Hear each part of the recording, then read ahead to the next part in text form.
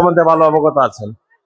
সংগ্রামের সাথী ও বন্ধুরা, আজকে গণতন্ত্রের মা, দেশমাতা, দেশনেত্রী বেগম খালেদা জিয়ার এই মিলাদ মাহফিলে আমরা সবাই উপস্থিত হয়েছে। আপনারা জানেন যে বিগত 70টি বছর আমরা ভোট দিতে পারিনি, আমাদের ভোটের অধিকার হরণ করা হয়েছিল। অসংখ্য মামলা মোকদ্দমা, জুলুম নির্যাতন আমাদের উপরে হয়েছে। নারায়ণগঞ্জ মহানগরে আমরা আমাদের প্রাণপ্রিয় নেতা জাকির খানের নির্দেশে 17 বছর আন্দোলন সংগ্রামে অংশগ্রহণ করেছে। আমাদের অনেক ছেলে আহত হয়েছে, নিহত হয়েছে। আপনারা জানেন, শাওন সহ অসংখ্য ছেলে নিহত হয়েছে, গুম হয়েছে। তারপরও আমরা কিন্তু আমাদের স্থান থেকে সামান্য পরিমাণ সরে যায়নি। যা হোক, সংগ্রাম ও সাথী ও বন্ধুরা, আরো যদি জুলুম অত্যাচার নির্যাতন হতো আমরা সেটা মাথা পেতে দিতাম। স্বৈরাচারী পিশাচিনী শেখ হাসিনা দেশ ত্যাগ করেছেন, কিন্তু দেশ নিয়ে তার ষড়যন্ত্র এখনো শেষ হয়নি।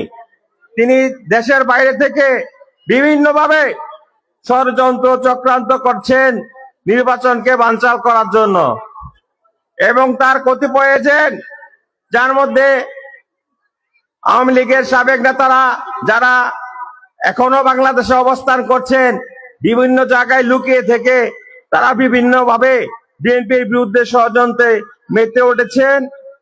এ ব্যাপারে আমাদেরকে সজাগ দৃষ্টি রাখতে হবে। যা হোক, সংগ্রামী সাথী ও বন্ধুরা, আমাদের অনেক সিনিয়র নেতা আমার পাশে আছেন, আপনাদের সামনে তারা সুন্দর বক্তব্য রাখবেন। আগামী 12 ফেব্রুয়ারি নির্বাচন। 17 বছর আমরা নির্বাচনে ভোট দিতে পারিনি।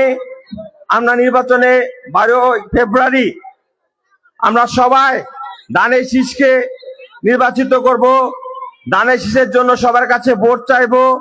সবাইকে নিয়ে সকালবেলা ফজরের নামাজের পরেই আমরা লাইনে দাঁড়িয়ে যাব। কারণ আমি আগেই বলেছি যে নির্বাচন নিয়ে ষড়যন্ত্র হচ্ছে, সেই ষড়যন্ত্র রুখতে হলে আমাদেরকে একটা দিনে কষ্ট করতে হবে। 12 তারিখ ফেব্রুয়ারি মাসে আর মাত্র 4-5 দিন বাকি আছে। আপনারা সবাই 12 তারিখ সকাল থেকে সন্ধ্যা পর্যন্ত ভোট কেন্দ্রে অবস্থান করবেন।